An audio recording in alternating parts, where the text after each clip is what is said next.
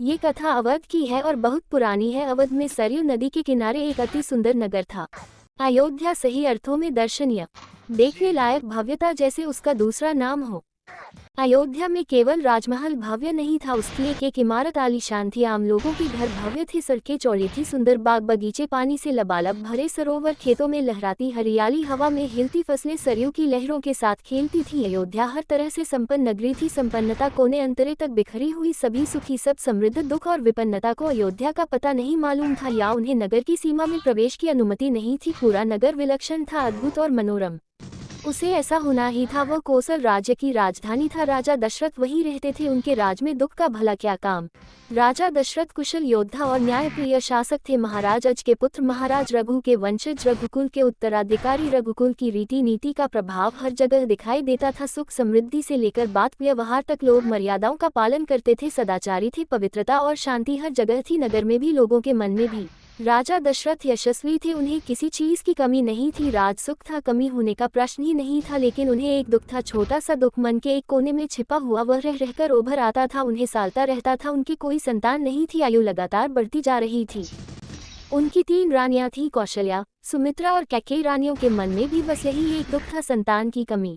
जीवन सूना सूना लगता था। राजा दशरथ से रानियों की बातचीत प्रायः इसी विषय पर आकर रुक जाती थी। राजा दशरथ की चिंता बढ़ती जा रही था। बहुत सोच विचार कर महाराज दशरथ ने इस संबंध में वशिष्ठ मुनि से चर्चा की। उन्हें पूरी बात विस्तार से बताई। रघुकुल के अगले उत्तराधिकारी के बारे में अपनी चिंता बताई। मुनि वशिष्ठ राजा दशरथ की चिंता समझते थे। उन्होंने दशरथ को यज्ञ करने की सलाह दी। पुत्रेष्टि यज्ञ। महर्षि ने कहा, आप पुत्रेष्टि यज्ञ करें महाराज, आपकी इच्छा अवश्य पूरी होगी। यज्ञ महान तपस्वी ऋषिशृंग की देखरेख में हुआ। पूरा नगर उसकी तैयारी में लगा हुआ था। यज्ञशाला सरयू नदी के किनारे बनाई गई। यज्ञ में अनेक राजाओं को निमंत्रित किया गया।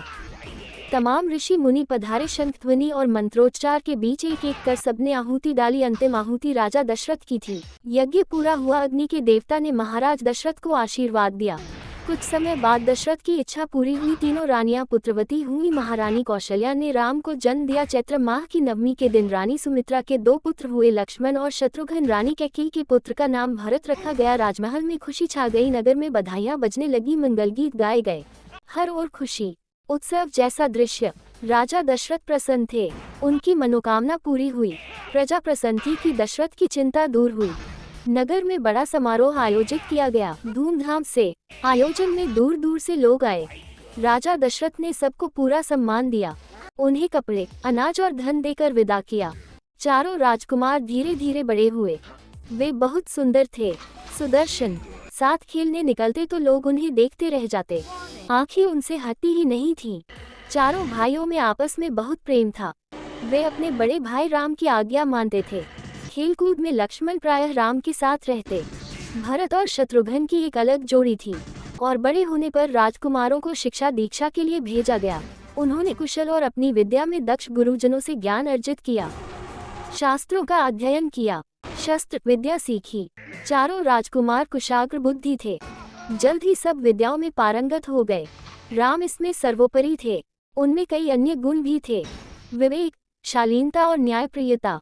राजा दशरथ को राम सबसे अधिक प्रिय थे, ज्येष्ठ होने के कारण और इन मानवीय गुणों के कारण भी। राजकुमार कुछ और बड़े हुए, विवाह योग्य। नगर में इसकी चर्चा होने लगी। महाराज दशरथ भी ऐसा ही चाहते थे, अपनी संतानों के लिए सुयोग्य वधुएं। परिजनों में चर्चा पहले से ही हो रही थी। बाद में पुरोहितों को भी इसमें शामिल कर लिया गया। अयोध्या का राजमहल। एक दिन ऐसी ही चर्चा चल रही थी, गहन मंत्रणा। तभी एक द्वारपाल घबराया हुआ अंदर आया। उसने सूचना दी कि महर्षि विश्वामित्र पधारे हैं। महाराज दशरथ तत्काल अपना आसन छोड़कर खड़े हो गए, द्वार की ओर बढ़े, महर्षि की अगवानी करने। उन्हें लेकर दरबार में आए। विश्वामित्र को ऊंचा आसन दिया गया। विश्वामित्र कभी स्वयं राजा थे, बहुत बड़े और बलशाली। बाद में अपना राजपाट छोड़ दिया, संन्यास ग्रहण कर लिया, जंगल चले गए। वहीं उन्होंने अपना आश्रम बनाया। उसे उन्होंने सिद्धाश्रम नाम दिया। महर्षि के स्वागत सत्कार के बाद दशरथ ने कहा, महर्षि आज्ञा दे, मैं आपकी क्या सेवा कर सकता हूँ। आप अपने मन की बात कहिए, आपकी आज्ञा का पूरी तरह पालन होगा। राजन, मैं जो मांगने जा रहा हूँ उसे देना आपके लिए कठिन होगा, आप आज्ञा दीजिए। महर्षि, मैं उसे पूरा करने के लिए तत्पर हूँ। बिल्कुल नहीं हिचकूंगा। मैं सिद्धि के लिए एक यज्ञ कर रहा हूँ। अनुष्ठान लगभग पूरा हो गया है, लेकिन 2 राक्षस उसमें बाधा डाल रहे हैं। मैं जानता हूँ कि उन राक्षसों को केवल एक ही व्यक्ति मार सकता है, वह राम है। आप अपने ज्येष्ठ पुत्र को मुझे दे दें ताकि यज्ञ पूरा हो, विश्वामित्र ने कहा। दशरथ पर जैसे बिजली गिर पड़ी। वह हचकचा गए। उन्हें उम्मीद ही नहीं थी कि मुनिवर उनसे राम को मांग लेंगे। उनके ज्येष्ठ पुत्र, उनके सबसे प्रिय। दशरथ चिंता में पड़ गए। विश्वामित्र दशरथ की दुविधा समझ रहे थे। उन्होंने कहा, मैं राम को केवल कुछ दिनों के लिए मांग रहा हूँ। यज्ञ 10 दिन में संपन्न हो जाएगा। महाराज दशरथ दुखी हो गए तो वियोग की आशंका से कांप उठे। दरबार में सन्नाटा छा गया। दशरथ की दशा देखकर मंत्री चिंतित थे, पर चुप थे। महर्षि वशिष्ठ शांत थे। इतने में दशरथ कांपकर बेहोश हो गए। होश आया तो डर ने उन्हें फिर जकड़ लिया। मूर्छित होकर दोबारा गिर पड़े। महर्षि विश्वामित्र का क्रोध बढ़ता जा रहा था। दरबार सशंकित था, किसी अनिष्ट की आशंका से। वे कुछ समझ नहीं पा रहे थे। महर्षि और महाराज के बीच संवाद में कुछ बोलना उचित भी नहीं था।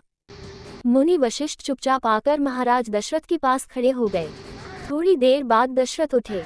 स्वयं को संभालते हुए उन्होंने महर्षि से विनती की, महामुनि, मेरा राम तो अभी 16 वर्ष का भी नहीं हुआ है। वह राक्षसों से कैसे लड़ेगा? राक्षस मायावी हैं। वह उनका छल कपट कैसे समझेगा? उन्हें कैसे मारेगा? इससे अच्छा तो यही होगा कि आप मेरी सेना ले जाएं। मैं स्वयं आपके साथ चलूं, राक्षसों से युद्ध करूं। महर्षि विश्वामित्र ने कोई प्रतिक्रिया व्यक्त नहीं की। क्रोधित थे, पर उसे व्यक्त नहीं कर रहे थे। उन्हें अपने यज्ञ के नियम याद थे। क्रोध करने से यज्ञ खंडित हो जाता, अनुष्ठान अधूरा रह जाता। मैं राम के बिना नहीं रह सकता महामुनि, एक पल भी नहीं। आप राम को छोड़कर जो चाहे मांग लें, उसे मत ले जाए। मैं राम को नहीं दूंगा, बिल्कुल नहीं। वह मेरी बुढ़ापे की संतान है। मैं उससे बहुत प्रेम करता हूँ। महर्षि का क्रोध भभक उठा। दरबार, मंत्रीगण और ऋषि मुनि सत्ते में आ गए। आप रघुकुल की रीति तोड़ रहे हैं राजन, वचन देकर पीछे हट रहे हैं। ये बर्ताव कुल के विनाश का सूचक है। आप जानते हैं कि मैं स्वयं दुष्ट राक्षसों का संहार कर सकता था, लेकिन मैंने संन्यास ले लिया है। अगर आप राम को नहीं देंगे तो मैं जाऊंगा। बात बिगड़ती देखकर मुनि वशिष्ठ आगे आए। महाराज दशरथ को समझाया, राम की शक्ति के बारे में, प्रतिज्ञा तोड़ने के संबंध में, महर्षि विश्वामित्र के साथ रहने पर राजकुमार राम को होने वाले लाभ के बारे में।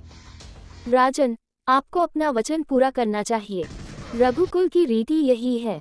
प्राण देकर भी आपके पूर्वजों ने वचन निभाया है। आप राम की चिंता न करें। महर्षि के होते उनका कोई कुछ नहीं बिगाड़ सकता। महाराज दशरथ की चिंता कुछ कम हुई, पर मन अब भी खिन्न था। पुत्र पिछोह का दुख सभी तर्कों पर भारी पड़ रहा था। गुरु वशिष्ठ ने कहा, महाराज, महर्षि विश्वामित्र सिद्ध पुरुष हैं, तपस्वी हैं, अनेक गुप्त विद्याओं के जानकार हैं। वह कुछ सोचकर ही यहाँ आए हैं। राम उनसे अनेक नई विद्याएं सीख सकेंगे। आप राम को महर्षि विश्वामित्र के साथ जाने दें। राम को उन्हें सौंप दें। दशरथ ने मुनि वशिष्ठ की बात दुखी मन से स्वीकार कर ली, लेकिन वह राम को अकेले नहीं भेजना चाहते थे। उन्होंने विश्वामित्र से आग्रह किया, कहा कि वे राम के साथ उनके छोटे भाई लक्ष्मण को भी ले जाएं। महर्षि विश्वामित्र ने महाराज दशरथ का यह आग्रह स्वीकार कर लिया। राम और लक्ष्मण को तत्काल दरबार में बुलाया गया।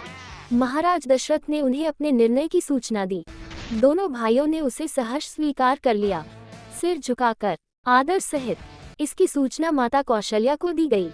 बताया गया कि राम और लक्ष्मण वन जा रहे हैं, महर्षि विश्वामित्र के साथ। नितांत गंभीर माहौल में स्वस्तिक चिन्ह हुआ। शंख ध्वनि हुई, नगाड़े बजे। महाराज दशरथ ने भावुक होकर दोनों पुत्रों का मस्तक चूमकर उन्हें महर्षि को सौंप दिया।